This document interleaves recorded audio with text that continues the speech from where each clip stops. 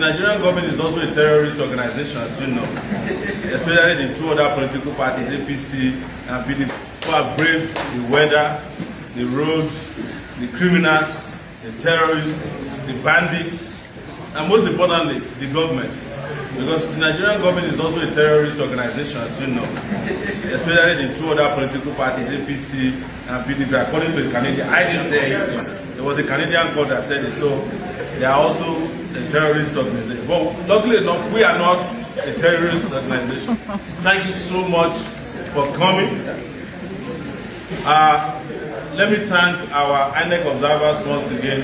We'll make sure that we end your misery very soon by listening this.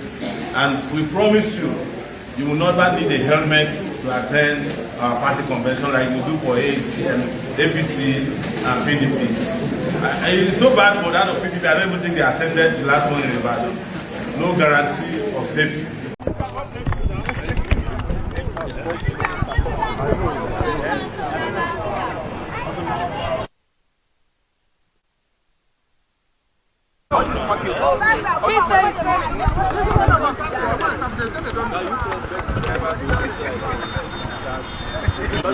No, but we just came. We are not. We didn't announce to come here.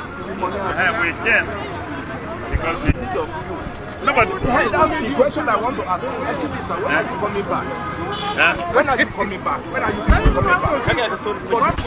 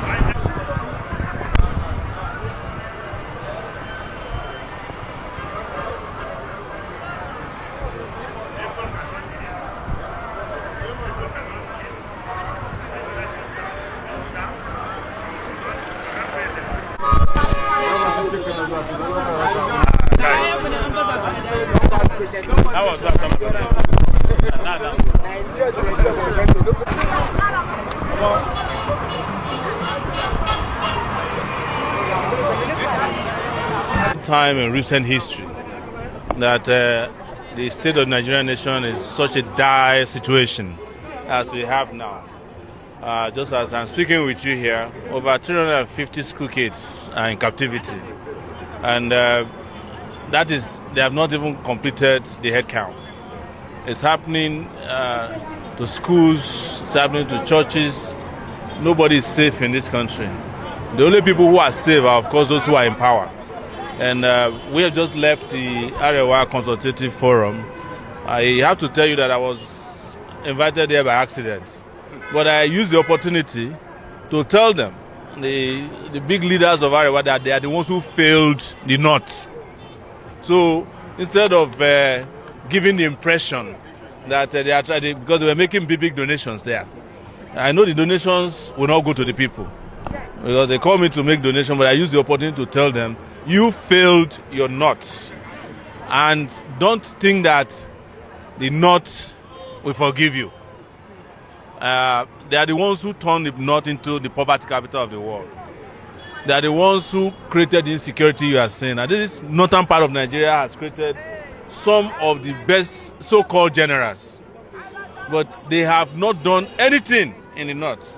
Buhari, who is now late, could not complete the road from Abuja to Kaduna.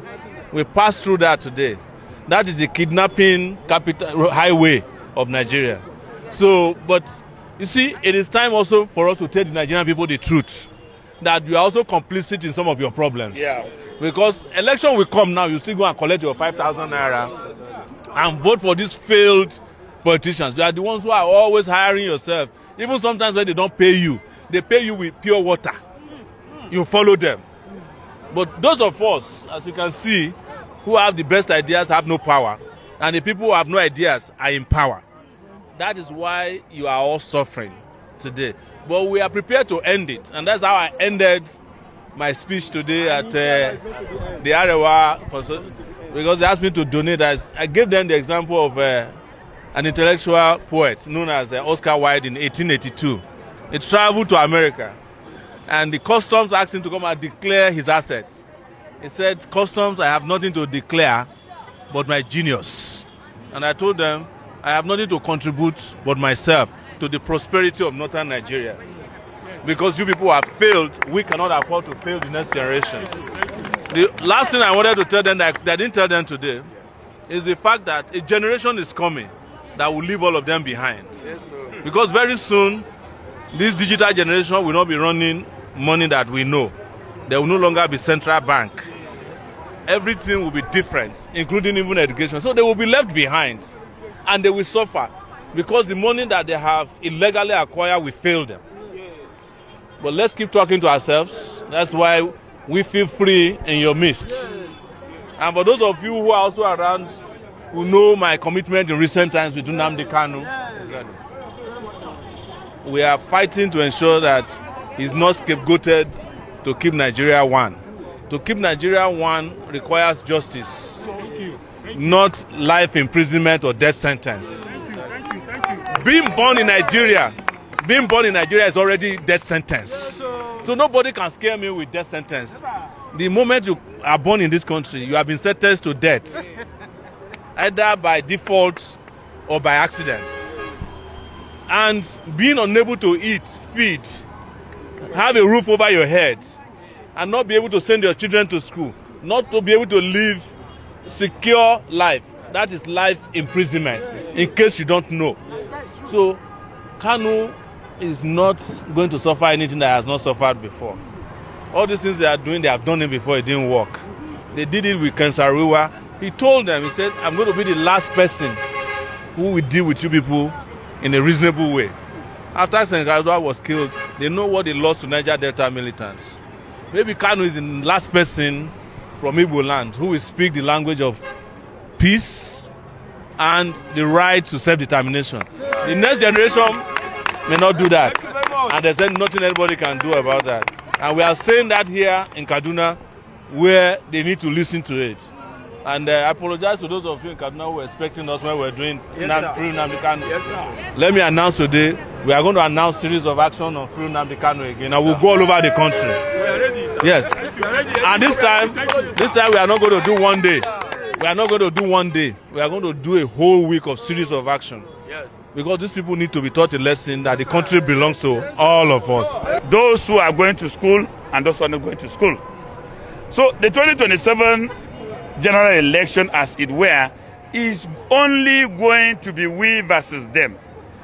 If all the governors like, let them come to APC. Annex should come to APC. Judiciary should come to APC. Which they already did anyway. Yes.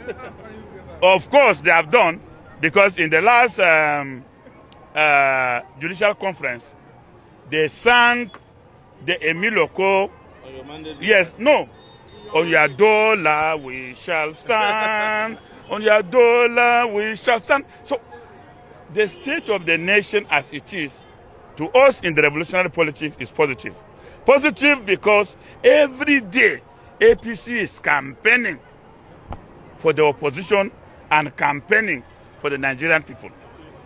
You can see we were here when we came. Majority of Nigerians said, we asked them whether they have come to APC. They said no. So only the governors are in APC with their cabinet. Nigerians are still where they are. So the state of the nation is lamentable, is regrettable. We don't need money. We don't need loan to do justice for Nigeria. We don't need money to be able to provide security for Nigeria. Even if we need, what of the huge borrowings? What of the 3-point-something trillion voted for security? The more you vote money for security, the more Nigerians are kidnapped. The more you increase the security budget, the more Nigerians are killed. The more you increase, the more Nigerians are abducted in their churches, in their mosques, and every place. Therefore, the state of the nation, as it were, is lamentable and regrettable. It's a failed state. Well, we and my brother Sowore decided to